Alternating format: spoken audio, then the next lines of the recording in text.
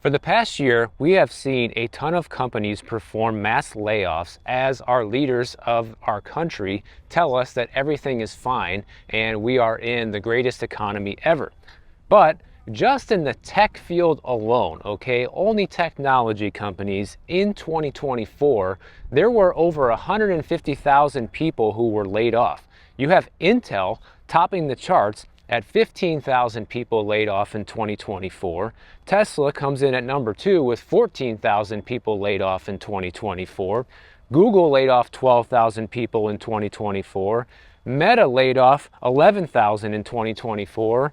Microsoft laid off 10,000 people, and Amazon laid off 10,000 people, and the list just goes on. But before you think this is just going to be all doom and gloom, at the end, I'm going to share with you some encouraging stats for people who want to get a remote work job, and even give you the 20 companies that are hiring the most people right now for remote work, because a lot of people have been losing their remote work jobs, and there are still opportunities out there. So all hope is not lost. But right now, we have all these store closures that are happening. You know, over the next 6 months, you're going to see Party City and Big Lots close down over 2,200 stores nationwide, where you're literally going to have tens of thousands of people who work for those stores out of work that are not even out of a job yet. So it's safe to say, by looking at the current economic situation and the current job market in the United States, that the situation is on shaky ground at best. But let's talk about the 9-to-5 job, because the 9-to-5 job is something that is quickly becoming extinct.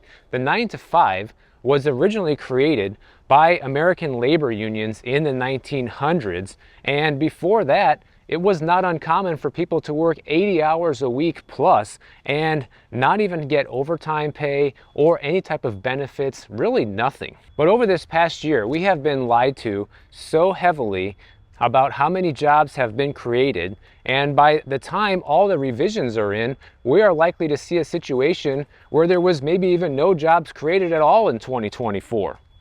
Especially when you factor in how many of them were lost and how many of them were never created to begin with. You know, fast forward to today, many Americans are overemployed, meaning they have to work multiple jobs in order to increase their incomes just to be able to make ends meet. I'm sure a lot of people who watch my channel can relate to this exact scenario, because you're probably living this reality right now. And did you know that as a human being, 2/3 of your value as a human is the amount of work/labor you can perform over your lifetime? That's how you're valued in today's society. But a lot of people actually liked this for a long time, because after the 9-to-5 job was introduced, you were essentially working a set amount of hours each week, and you know more or less how much you're going to be working, and you know more or less what your pay is going to be each week, and it created stability that a lot of workers enjoyed. And a lot of people have been happy with that arrangement for decades up until recently. And the problem is today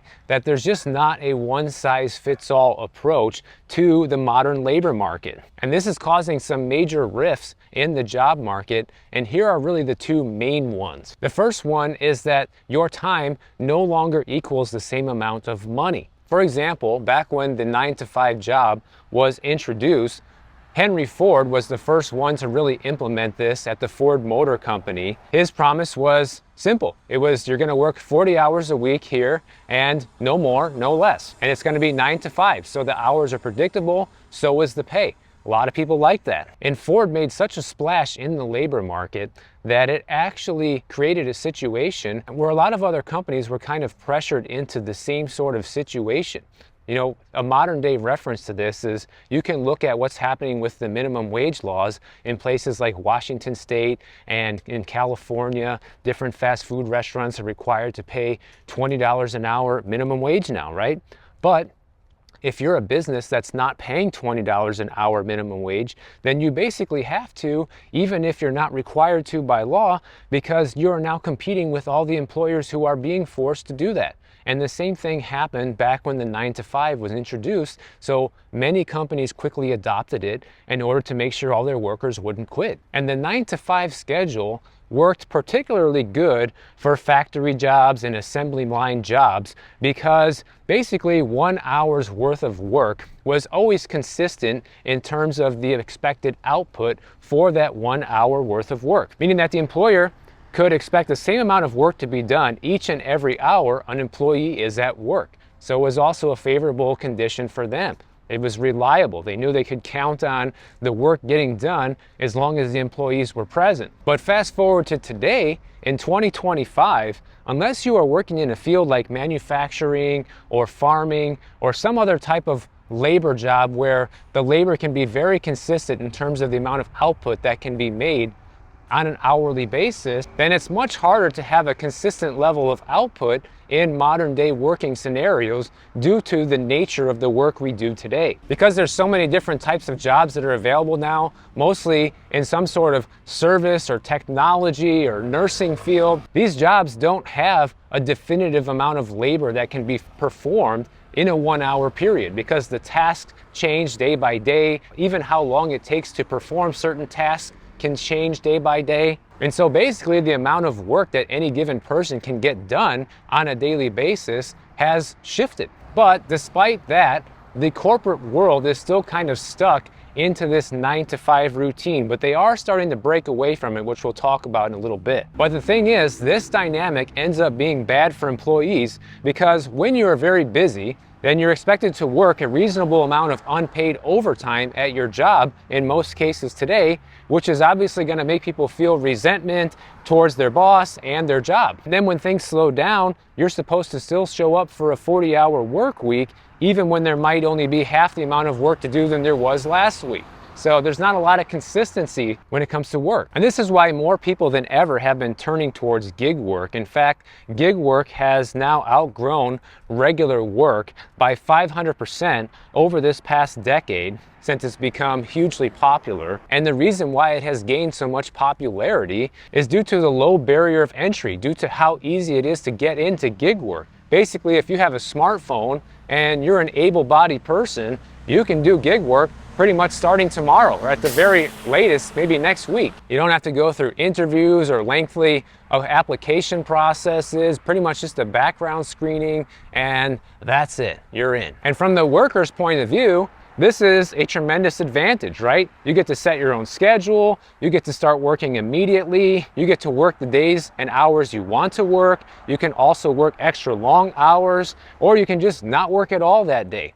So that provides a tremendous amount of flexibility that people really want to have in their work life. Now, the pay usually isn't great for a lot of these gig working jobs, but it has the flexibility that people want and need, and you can also tie it in with another full-time job or a part-time job to, increase your pay or to increase your flexibility. What we're also seeing is a lot of skilled workers who are starting to do the same, but in the form of freelance work or the form of contract work, because it provides the same sort of flexibility that gig work does, but at a higher level for people who have professional skills. Even part of this YouTube channel is an example of this, because every time, for example, you see I have a sponsor here on the channel, or you see any YouTube video that is sponsored, that's a perfect example of contract or freelance work. I'm guaranteed a one-time payment for a one-time job, and sometimes it's an ongoing contract and sometimes it's not. Sometimes it's just a one-off. So in that case, it provides flexibility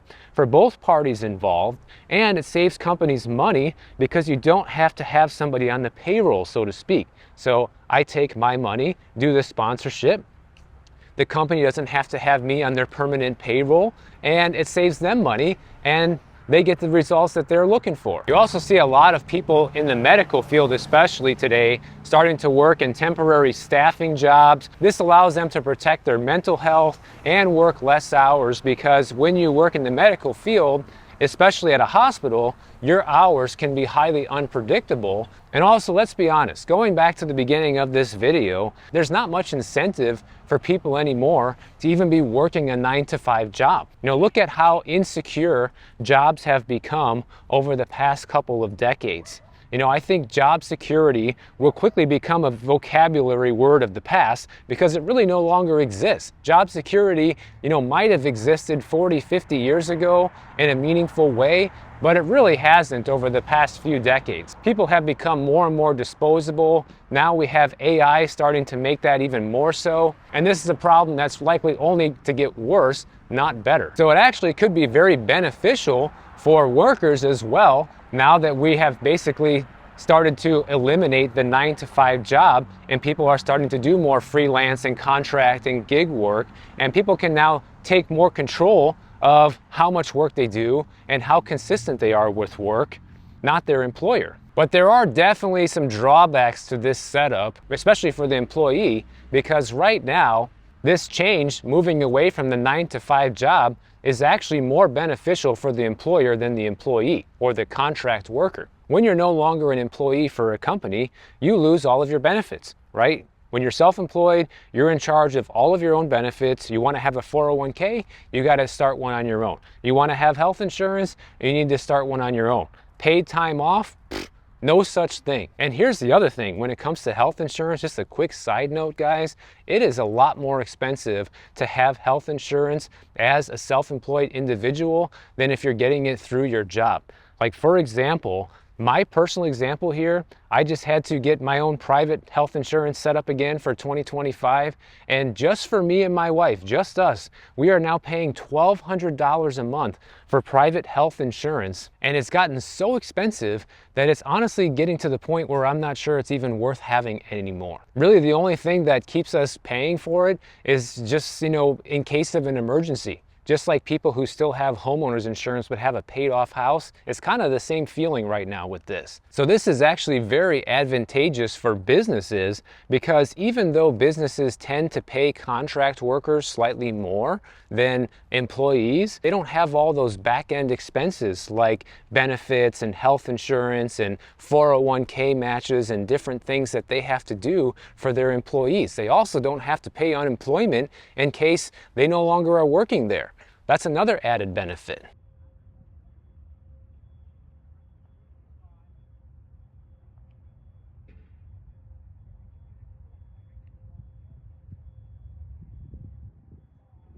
And all these companies that we talked about in the beginning that have performed the most layoffs this year, coincidentally, okay, these companies like Google, Meta, Amazon, Uber, they all now have more contract workers working for them than actual employees. And this has been the case since going back to 2018. So this is not really a new phenomenon. And obviously the tech field is always ahead of everybody on stuff like this, but that just goes to show you how much the 9-to-5 and traditional work model has already been started to be phased out.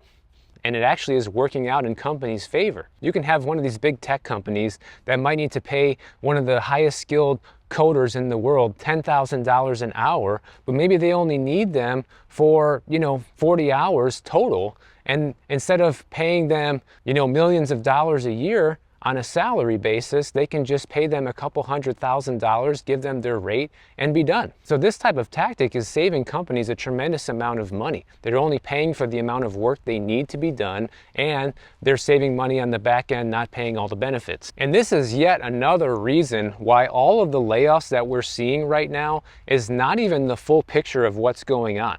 Because when they don't rehire contract workers, when you're not renewed for some reason, and we're still seeing a tremendous amount of layoffs, when you actually take a look at the amount of contract work not getting renewed, plus the amount of layoffs that's happening today, this is painting a much more dire situation of the economy than most people realize. But a lot of people are starting to realize it due to how many people have been feeling the economic pinch over the past couple of years. They talk about how many jobs were created in 2024. That was all a lie. Okay, they talk about the unemployment figures, which is also a lie, due to how many people who can just jump into doing gig work, due to how many people who were doing gig work or doing contract or freelance-based work that didn't get their contract renewed. They don't count as unemployed. Also, if you've been on unemployment for 6 months or longer, you also don't count as unemployed. So there is a lot of shady stuff going on in order to make these numbers look better than they are. So I wouldn't be giving any of those numbers, whether we're talking the job figures, the unemployment numbers, the inflation numbers, anything like that, any real weight. Because all that really matters is what's happening with real people on the ground. And another side effect of the collapse of the 9-to-5 job in modern society that we're starting to see happen, especially with lower income households, is the amount of evictions ticking up. Now, obviously, people couldn't perform evictions for a couple of years during the COVID days, and then states slowly started allowing it to happen again. But just take a look at this chart here, guys. You can see the eviction filings over the past year in some of these different cities and states, and the numbers are really tremendous. You know, surprisingly, New York State is at the very top of this list at over 115,000 people being evicted in the past 12 months. But New York was also one of those states that didn't allow people to get evicted for a while. I mean, it's pretty bad, you know. Places like Phoenix, Arizona, 76,000 people evicted. Houston, Texas, 80,000 evicted. Las Vegas, 48,000. Wisconsin, 26,000. Minnesota, 21,000. Even here in Miami, it was about 10,000 people evicted in the past year. So, not great. And a lot of people who have lost their job, especially unemployed office workers, are really having a hard time right now finding a new job. As of November of 2024, there are about 7 million Americans unemployed, right? And those are just the official numbers, the ones that are just being counted using the official stats. So it's way more than 7 million people not working. But they say about 1.6 million of those 7 million have been looking for a job for at least 6 months, and that's according to the Labor Department. And people who are searching for a job for 6 months or longer is up 50% since 2022. So we can see over the past couple of years, the labor market has deteriorated tremendously. On average now, it takes people about 6 months to find a job, about a month longer than it did during the early days of 2023. And a lot of this economic pain is actually in the white collar sector. That's like we just talked about, all of those tech layoffs that we've seen happen over the past year. And now that more and more of these companies are catching on to hiring contract workers and freelancers, there's not really a need to hire on as many people. They can just hire people when they need them on an as needed basis and pay them and be done with it. In this story, they talked to one lady who's 32 years old in Chicago, and she worked in recruiting for tech companies and management consulting firms for a decade. She has found some part-time contract work, but she spent most of her past 8 months hunting for full-time work. And there's still a lot of jobs out there for people who want to work in healthcare or in hospitality. So unless you want to work in a hospital or a doctor's office, or you want to work, you know, a restaurant or a hotel, there's not a lot of options for other people out there, like if you had the traditional 9-to-5 job. I talked to another guy, 42 years old, from Atlanta. He was laid off from his job as a testing manager at a robotics firm in April, and he has applied to almost 500 jobs and interviewed for only 6 and received no offers. That is so discouraging. I just really feel bad for people in this position right now, because you have to have a tremendous amount of drive and willpower to continue applying for jobs on that scale and deal with that level of rejection. So congratulations to anybody who is able to power through that and actually end up landing a good job. But this guy ended up taking the job at Publix, working at the grocery store, because he just wasn't able to find something else in his field. And this also puts people like him in a bad place with unemployment benefits, right? If you start making a little bit of money but nowhere near what you were making before, you know, now you can lose eligibility for food stamps and Medicaid. And also, you know, it might not be enough money to pay your mortgage or your rent or whatever. More and more people are staying on unemployment for the full 6 months eligibility period. In a recent survey that the Conference Board just did in December of 2024, only 37% of people out there looking for a job said that jobs were plentiful, which is down 57% from the middle of 2022, okay? And when you take a look at this chart here, which is just the official unemployment stats, you can see that unemployment now is considerably higher in terms of the amount of people who have been unemployed for a considerable amount of time, is way beyond what it was pre-pandemic. And this trend is only getting worse. It's not getting any better. We see this number continue to creep up over the past couple of years. You have job postings for software development and data science and marketing roles about 20% below pre-pandemic levels as of the end of 2024. When you take a look at this chart here, it shows you just how much some of these industries have seen a reduction in hiring. Okay, information is by far the worst. You got financial activities, government, which surprisingly is lower, even though it seems like it should be higher given how many jobs have been government jobs. Transportation, education, and health, everything is lower. Nothing is higher. So a lot of people are looking at, if you need to find a job right now and you're not finding any luck in your current field, you're just looking at a situation where you have to switch industries and switch job fields altogether if you want to get hired somewhere. Just like this guy that was working at a data firm and then he ends up working at Publix. You know, that's quite the shift. But as I promised at the beginning of this video, I'm going to give you a list of companies that are hiring for remote work positions.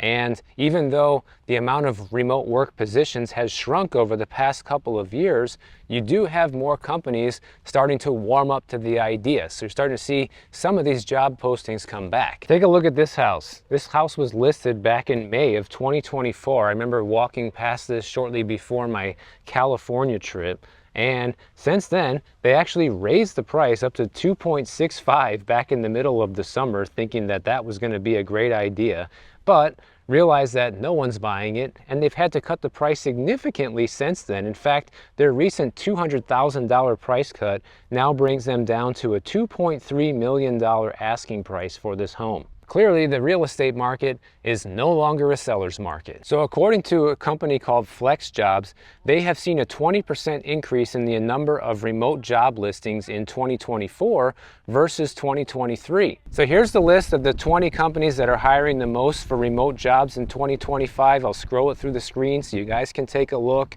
Most of these I've never heard of except for CVS Health. Among the most in-demand roles that these companies are hiring for are product managers and software engineers, both of which offer average salaries that exceed $100,000 per year. And in the 20 companies that are hiring, the most represent mainly tech, HR, and recruiting, and finance and healthcare. So if you are in one of those fields, this could be a good opportunity for you. And I feel like remote work jobs are the kind of jobs that most people want these days. So if you're somebody in healthcare or finance or a software engineer or HR or recruiting, things like that, I would be looking at this because this could be a great opportunity for you. And I always link all the information that I find for these videos down below, guys. So if you're interested in looking into any of this stuff further, check out one of the stories that this came from, because they actually have a list of more companies, like over 100 of them, that are hiring for remote work positions. Those are just the top 20. So overall, you know, we are losing the 9-to-5 job pretty much forever. It looks like it's going to be going by the wayside within the next decade and maybe gone for good by then.